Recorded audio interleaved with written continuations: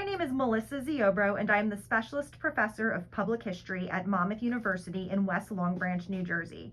Today is December 8th, 2021. We are here today with Allyson Gilbert for an interview for the Tri-Part Project, Monmouth County, 9/11 and its Aftermath.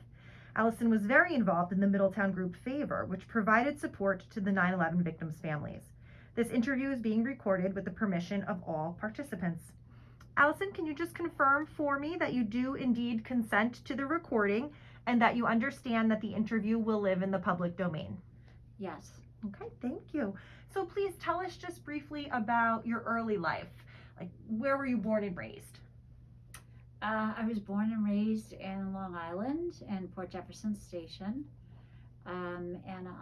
So that is in New York, obviously. I moved to New Jersey at around age 24. I moved to Highlands, New Jersey, and that's when I really started to become part of the community of New Jersey. From there, I had two young children, and moved to Middletown. And in Middletown, I met my husband in Puerto Rico while I was in the Highlands, and he had grown up in Middletown his whole entire life, and so it was an easy transition for him, and also became our family residence. Okay. What year was it that you moved to Middletown? It would be 1991. 91, okay. Can you tell us just a little bit about your educational and professional background? Sure. I went to college at Bucknell University. I have an accounting degree from Bucknell, and it was my educational and my professional background. So from there, I worked for Ernst & Young, which is an accounting consulting firm. I was one of their consultants in New York City for 10 years. So what years were you working in New York City? New York was from 1984 to 1994. Okay. And then after that time, I had two small children, and people who know consulting know that there's a lot of travel. Up until that point in 1994, I really did not have to do a lot of travel, but things were changing at the organization. And so I decided to take a job that was local. It's with First Option Health Plan. I had a 2-year non-compete with Ernst & Young, and so waited out the 2-year non-compete with First Option Health Plan, which was a startup medical plan that was owned by doctors and hospitals.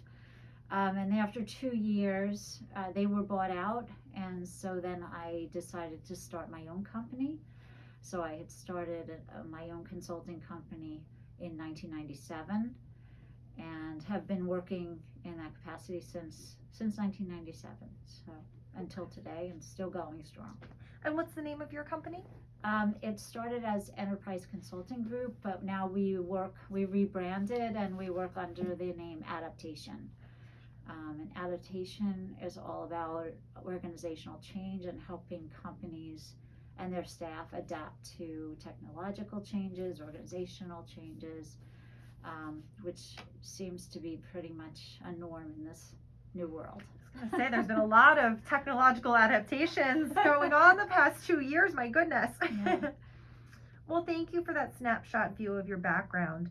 Let's bring it up to the month of September 2001. So you're living in Middletown.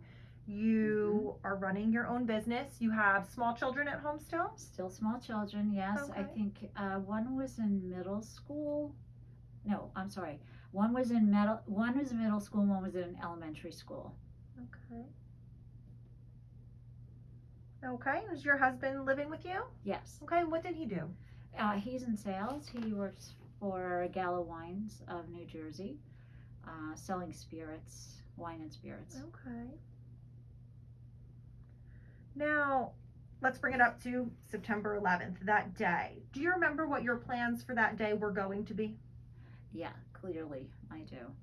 You know, I was attending a webinar session, well, not a webinar, actually an in-classroom session for a company called Hyperion, which did a lot of different types of reporting. So myself and a colleague were attending this session in the Marriott Hotel in Times Square.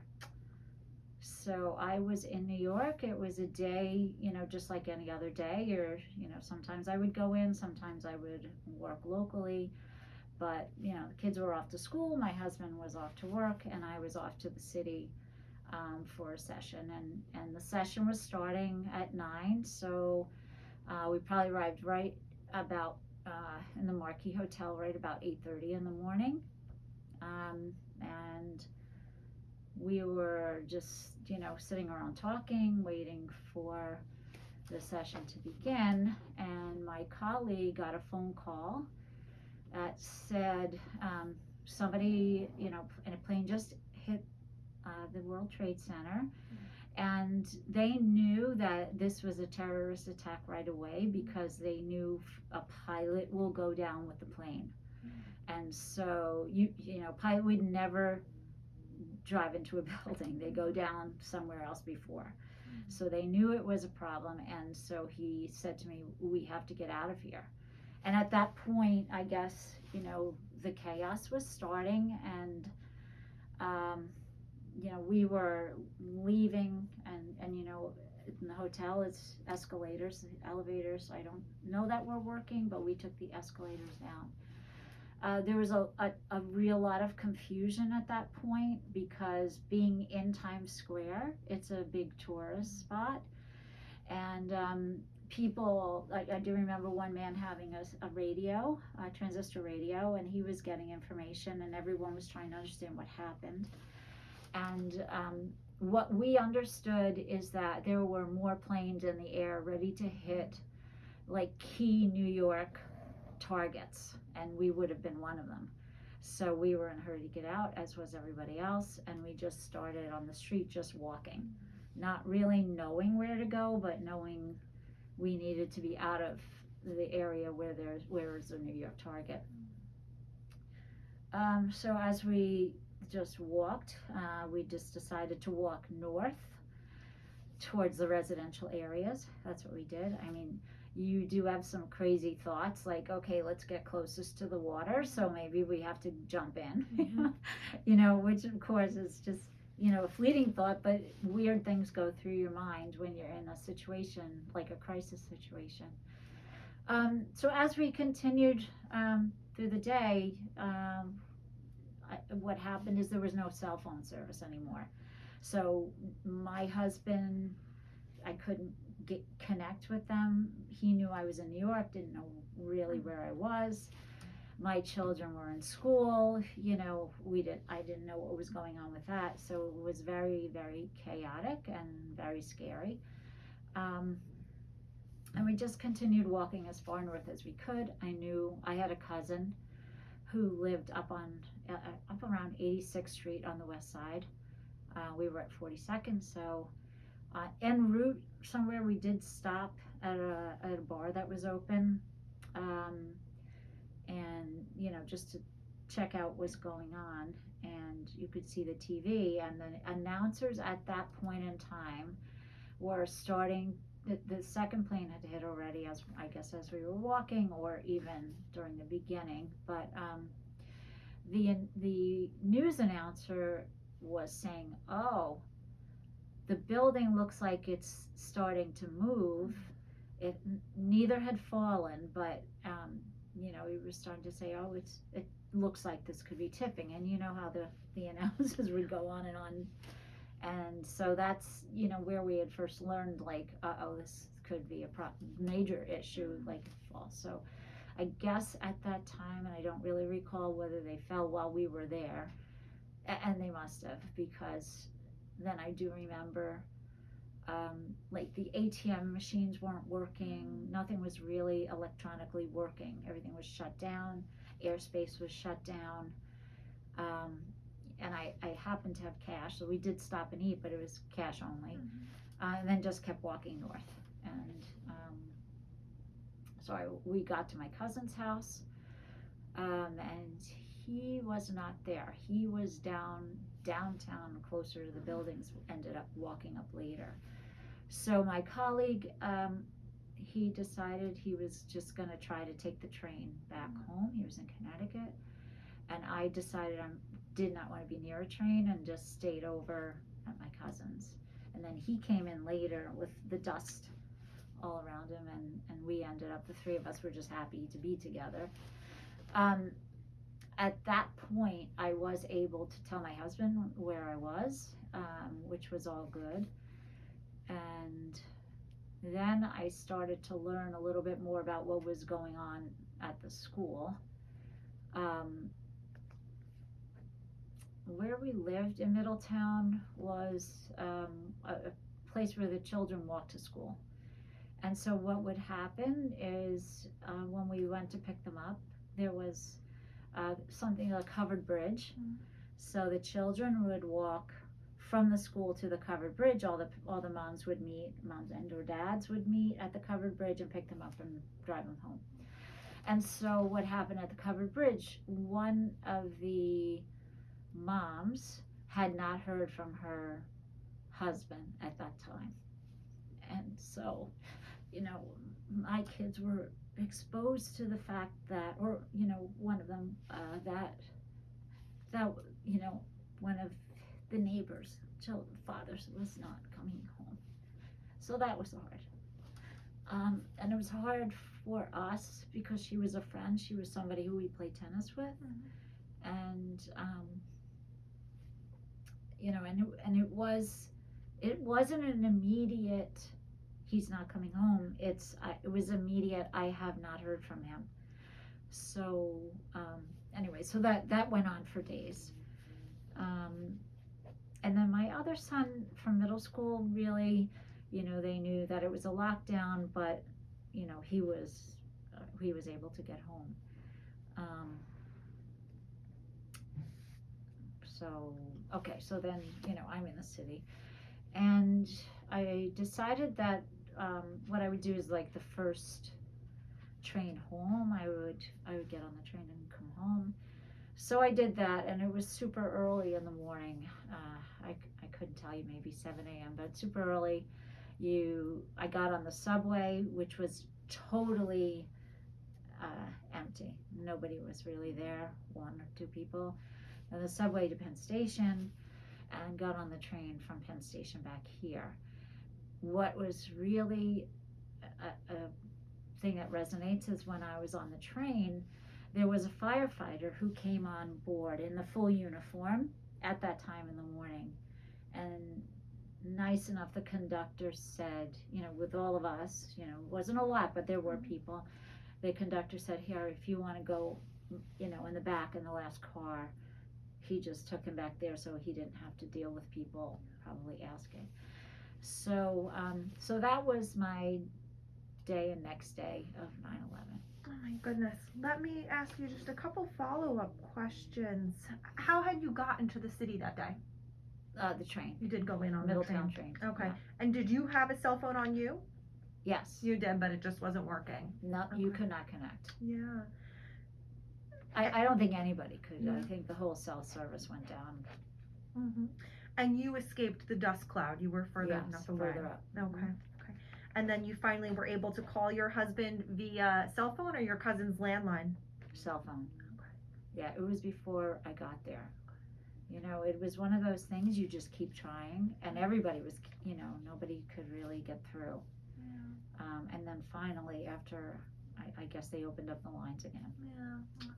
As a mom of two, I can't imagine the terror of going through this and not being able to speak to your children. Right. Did the school keep the children in school the entire day? Like they kept them and let them out at the regular time, or did they dismiss them early? I really don't remember. And you were stuck in the city. Who was there to get your children at the covered bridge or at the middle school? It could have been my sister. It could have been, we had au pairs who lived with us. It could have been, they would have been responsible. Okay. I really just, I'd have to really think about it. I don't okay. really remember, That's and I okay, probably should. You know, it's funny. In some cases, you say, "Oh, it was only 20 years ago," but the details are starting to slip from our memories, and that's Yeah. why it's so important that we do this and get them down while we can. I agree. There was one other thing that was sort of resonated is when I was sleeping over in the city, and I did not sleep much, but you could hear the planes going through because there was only military planes going in. It wasn't any commercial at all, but they went all night through, watching over Manhattan. Mm-hmm. So that was another thing that you couldn't even sleep. But now you mentioned your cousin. Obviously there were so many in Middletown who worked in the city. Did you have other friends, acquaintances who you were concerned about in the immediate? yeah, I mean, but I guess nobody could figure out anybody's story immediately. We all heard them later on. I guess more of the people that I knew took the ferry to New York, and in some cases the ferry turned around and didn't go. In some cases they got on it off in New York and were told to get back on, and extra ferries were running that day to help people get back and forth. But these stories you didn't really find out till weeks later. Yeah, I always say to my students, there was no social media where people were posting updates constantly, Yeah, and people no. were really kind of in a vacuum, even when the cell service did come back up. Yeah. So let's pivot then and talk a bit about FAVOR, which stands for Friends Assisting Victims of Terror, correct? Yes. Tell me a bit about forming the group, the early days. So the concept really came from Janet DeLuey. What had happened is, we were involved with the Boy Scouts, and she was running a Boy Scout car wash. And what happened at the car wash is she said that people were just throwing money at, to help and donate. Everybody wanted to do something. So she said to me, "Oh, this car wash was so successful for Middletown. Maybe there's something we could do to help 9/11 victims." And so, as we thought about it, we knew that John Bon Jovi and Bruce Springsteen were in town, and they were doing, major concerts and collecting major money. And we knew we could not compete against that, so we were like, okay, it's just not going to be raising money. Let's change sort of what we could do. And so we thought about just trying to create some normalcy amongst the families of Middletown. And with that, thought that maybe we could have businesses donate, pizza, movies, things like that, to create a more normal day-to-day situation. And that's how we went out to think about, okay, let's create this organization that could just donate whatever they thought to help the families try to keep more normal than not. We were not after money collections, although that's not how it ended up. We ended up with a big mix of money. Some of the families told us we ended up donating more money than the United Way to them. So, but it just sort of started with just a pebble and created a wave. It's one of those sort of things that happened. And so from there, Laura Wilton was an attorney. So, I asked her, like, what do you think about this 501(c)(3)? She and her husband were both attorneys, so she put together all the legal work we needed to form the organization. And then we thought about, how could we get the most sponsorship? We needed sponsors, like community leaders and sponsors. So who might that be? And so we went to the chief of police and asked if they would sponsor us. We went to Senator Kyrillos, and he kindly also said he would sponsor us. We went to the associate director or the director of education for the township of Middletown. They were also sponsors. So we kind of got the endorsement of all of the largest and most influential, I guess, community leaders to help be our sponsors. And then with that, just logistics, okay, so now how are we going to reach the families? How are we going to know who they are and, what happened? And so logistically, we thought the best way to do it with an authority figure was to ask the police if we could work with them to go house to house with each of the families with a question, with like an application that would say, we would love to help you, and are you willing? And so we went house to house with Joe Capriati, who was one of the detectives that the chief of police assigned with us. And then, formed the 501(c)(3). We had all the leadership sponsors in place, and that's how it started. You get tremendous buy-in. I mean, it's just incredible that, the chief of police and the politicians all agree to support you right away. And I think it's indicative of what we were talking about before we formally began the interview, right? How everyone wanted to help. Yes. Now, let me ask you just a couple follow-up questions. How quickly do you look into this process of becoming a 501(c)(3)? Is this all happening like right in September, October? That's okay if you don't remember exactly. Also, I'll note for the records, Allyson is leaving us with a treasure trove of artifacts. I'm not sure. Okay. Just to the best of your recollection. I'm gonna say it probably was the September, October. Pretty quickly. I think it was pretty quick. Okay. Yeah. Can you list for me the key team at the start of Favor? Who is there? It's you. You mentioned Janet DeLuey, Tracy Rogers, Laura Wilton, Ellen Ruane. Is that 5? And you all knew each other through your kids, or? Yeah, so Tracy Rogers is my sister. Laura Wilton is just a friend. Her husband and my husband grew up together.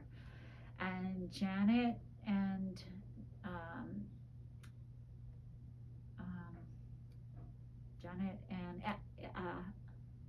Ellen. Sorry, I had to think about who was missing. Janet, Ellen, and my sister Tracy, all of our children were at the same school, elementary school. Okay. And where does the name come from? You spring into action, right? And then I imagine coming up with a name is kind of an afterthought. Tell me the story behind that. Yeah, we were trying to figure out Middletown what, and Laura came up with the name. So Laura, figured out what we could do with the acronym. Yeah. And even the end of the acronym, Victims of Terror, But an acronym is easily remembered. It really worked. People remember Favor. And you were focused on the Middletown family specifically? Yes. Okay. Only. Okay. So in the application, they had to live or reside in Middletown. Okay. Yeah. Okay. And you had both private individuals and then corporate sponsors? Yes. Okay. Some pretty large corporate sponsors. Ernst & Young was one, and of course that's where I worked. I looked at some of the documents that are in there. Comcast was one. There's a lot of pretty big companies who did sponsor us, and much to our surprise, that wasn't our targets. Our targets were local businesses, but surprisingly, as I said, it was one pebble that created a wave, and the wave went across the world. It certainly went across the United States. People would, and again, I mentioned that when people wanted to do something from across the U.S. or around the world, they called the police department. And because we were associated with the police, they would refer them to us. So, that became another sort of channel for people to be able to ensure that what they were donating was actually going to the people. obviously, I would say we're not keeping any of the money for ourselves, no salaries, all expenses, like anything that we created were all paid from us individually. None of the money went, 100% of everything went to the families. Which a lot of charities can't say. Right. A lot of, if the big name charities can't say. Yeah.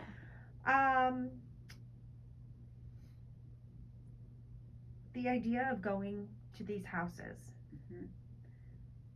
for all your good intentions, had to be daunting and had to be incredibly emotionally taxing Mhm. for you ladies. How did you handle that? That's a question that I do know the answer to, but I haven't thought about it in 20 years. So we had mixed reactions from the families at the start. I think that some of the families were happy to have somebody who was looking out for them. Some of the families really were cold and didn't really want to see you. So we kind of had experiences all over the map. We had Ellen Ruane worked for St. Leo's, and that church was so very generous. One of the first big baskets that we delivered to the families was a Thanksgiving basket that was filled with everything you needed for a turkey dinner.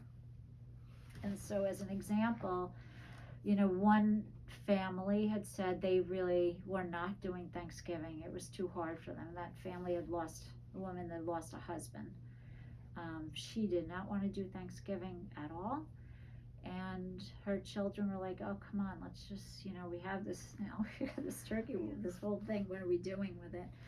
And she ended up making the Thanksgiving dinner and then getting back to us and saying, thank you so much.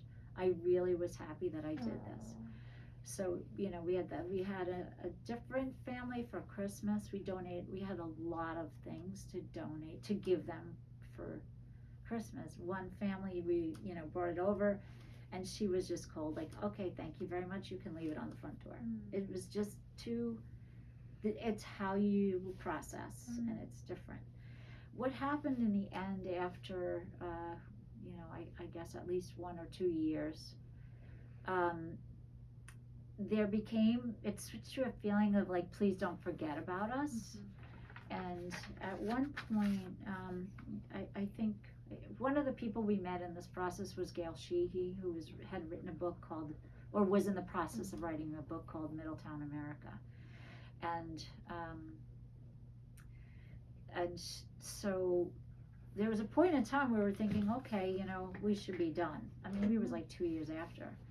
And people would say, you really can't be done. Like, these families are depending on you. They just, it's just an outlet, and they don't want to be forgotten. And Gail was one of the people who did tell us, like, no, you really can't just walk away. It's just not that easy when you have a bit of a bond, and, and it's, happened for not the best of reasons, but the bond was a very, very positive result of, a chance meeting with people. Now, were all of you ladies working full time while doing this work? Because that's a lot. For me, consulting, everything shut down. Okay. So I had the time. Okay. And I will guess that may have happened to some of the other women. I'm just not exactly sure. Okay. That's fine.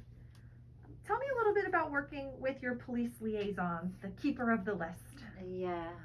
Well, they provided the list. And, I think they were our spokespeople to the media for the most part, because people contacted them first. Joe Capriati was a very special person. He went with us to every household, sometimes more than once, and he was such a fan. Like, whatever we asked, he would do.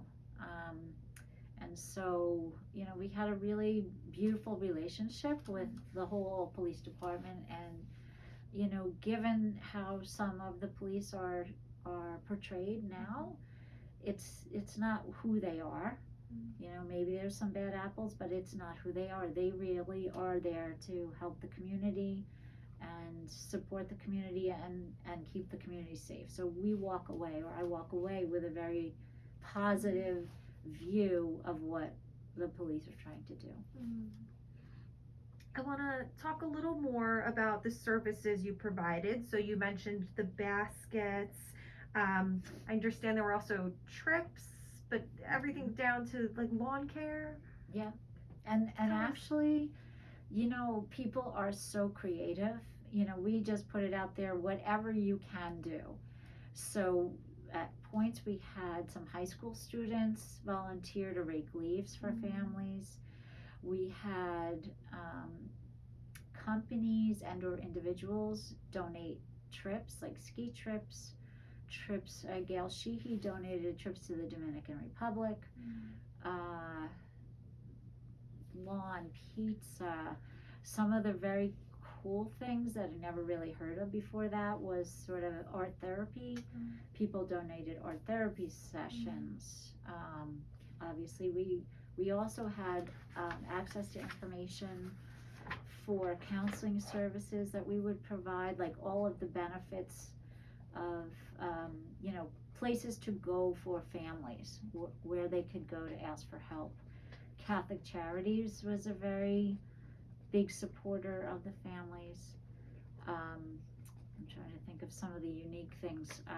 Some of the boats out of Atlantic Highlands offered fishing trips for the kids. There were just a lot of unusual, thoughtful things that people did. They gave of themselves, which was really, really amazing. People came from Virginia with teddy bears that they had stayed up all night making and just brought teddy bears. There's some pictures in this file for a quilting group in Michigan that had made quilts for every family. It's just sort of crazy, but beautiful.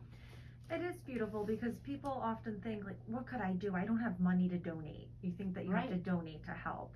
But people really rallied and just used their unique talents and found an opportunity to support. Yeah, really great. You also wind up with some big name involvement, we said, right? Yes. Local legends, Bruce Springsteen and John Bon Jovi. Can you tell us a little bit about that? Yeah, so, obviously we thought, okay, well, let's see what we can do, if anything, with John Bon Jovi, who lived in Middletown at the time. And so we did reach out, and again, the police were very helpful because they know his house, and they put a note in the house, in the mailbox or wherever, to ask if there's any donations. And very kindly, I think that John Bon Jovi's wife sent a note back. She handwritten a note with a personal check. As well as he donated an autographed guitar, which we used as an auction item. So we were able to raise money in the auction, and then had a raffle and raffled off his guitar. But I think, that's where it's funny, we learned the real last name from his wife's kind note. And that was the John Bon Jovi. And then Bruce Springsteen, although he wasn't in Middletown, he's right the next neighboring town. And so we worked with his manager, and he ended up doing a separate concert, a small concert, that raised quite a few $1,000s for us as well. And he was kind enough to donate that to us too. This is also inspirational because it seems like you had an idea and you implemented and you had such great success. But did you encounter any roadblocks along the way?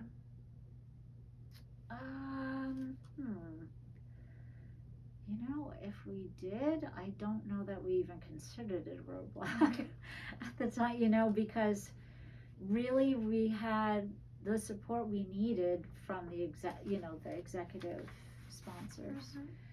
Let me see what a roadblock. I really, don't know. I think, one of the gals, Ellen Ruane, had the idea to reach out to all the Middletown towns in the country and sent notes to every state Middletown office, and said, hey, is there anything you can do?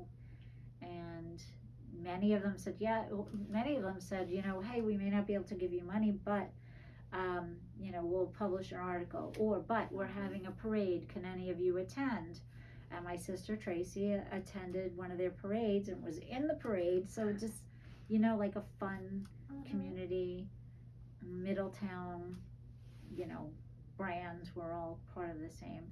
Some of the Middletown towns were so small, they just, said, I'm sorry, we can't do anything, but that's okay, we could recognize them, but I can't really think of a roadblock. I think we had a lot of publicity.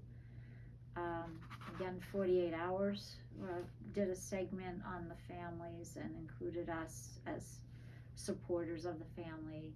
Gail Sheehy wrote a book, a similar, tell the family stories, and I think the real message of all of the publicity is like, please don't forget. That was a resounding message that, don't forget about us, don't forget about our loved ones, don't forget about our families. You referenced the publicity. Did you find that you had a good experience working with the press? Yeah, I think for the most part, yeah.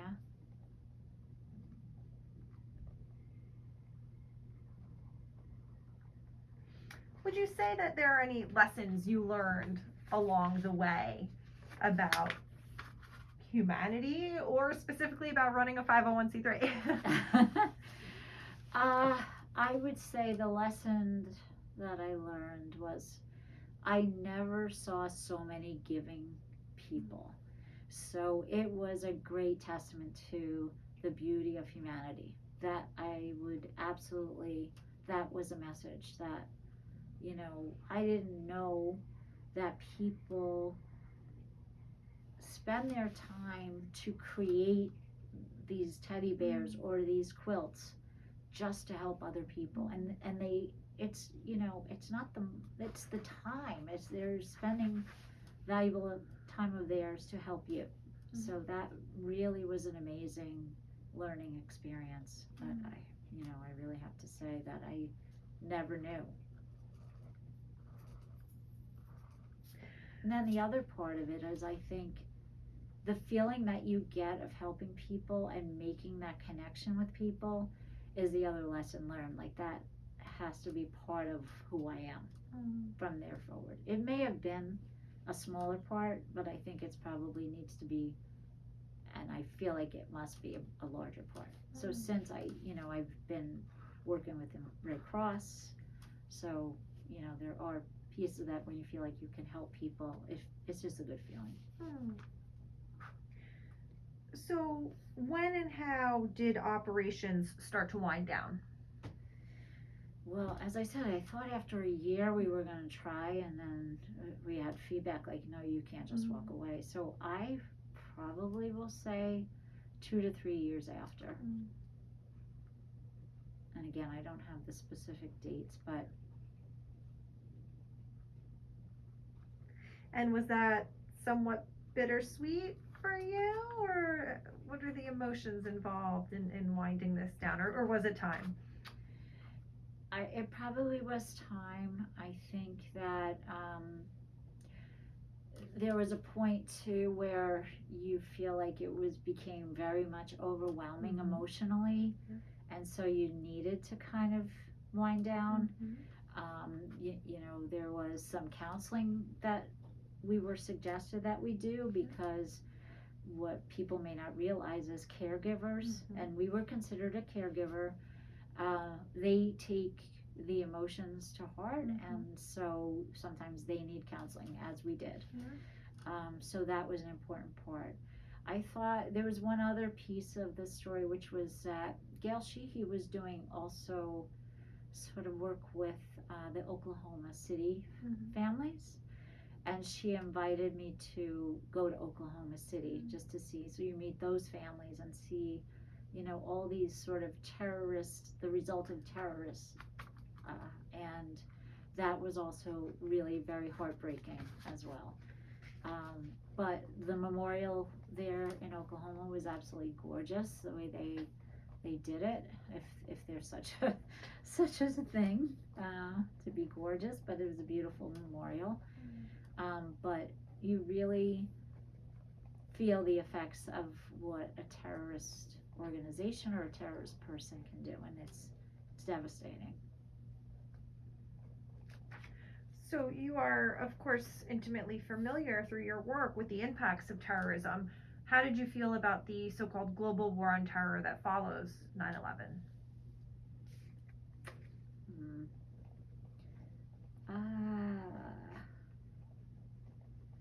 You know, it's never a good thing. War is never a good thing. And I remember my grandmother always said, like, it's the worst thing that could happen. So I would never have been a fan.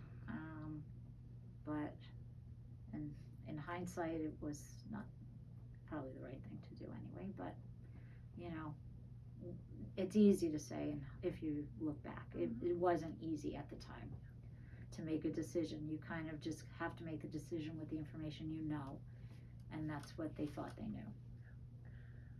Do you feel like we as a country are different post 9/11?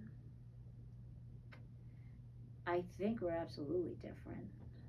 There's no question. For somebody, just in the airport, for somebody who, we laugh about this. There was an airline where you used to be able to just show up to go to Boston. Yeah. I forget what, People's Express or something. You could you show up, you get on the plane. As you're on the plane, you hand your credit card, they zip through the aisle, and in an hour you're in Boston. So that's somewhat with my early experience in flying, to go to having to, take your shoes off and, and go through, and having to be a passenger on the plane and have to think about, like, okay, is everybody on this plane safe? This whole, we're a different world, and it is hard to see and to have to process that, now I have to think twice about sitting in an airport and wondering if somebody is going to, like, have a shooting, or like, it's a little crazy now. It's out of control. But you said one of the things that was really important to some of the family members was, please don't forget, that they didn't want to be forgotten. They didn't want their loved ones to be forgotten. Do you feel like we as a society are doing a good job of remembering those we lost on 9/11 and any lessons learned, or are our memories kind of fading with time? What are your thoughts on that?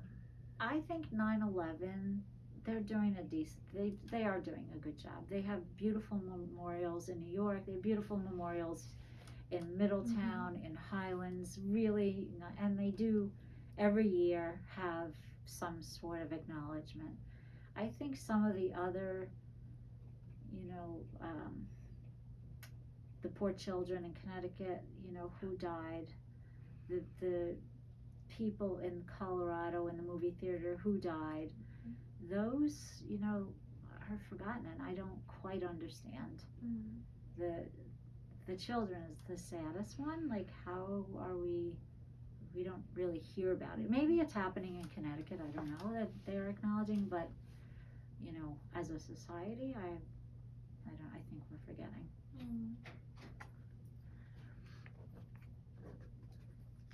Or not acknowledging. Well, Allyson, that brings me to the end of my prepared questions. Is there anything else you'd like to add that we haven't covered? I think did a pretty comprehensive. We covered a lot of ground We covered today. a Yes, lot, and yeah. I'll say it again just so it's on the record. There's a box of archival documents that we're going to process and make sure that they also add to the great story of favor. So thank you so much, Allyson. Yeah, thank you.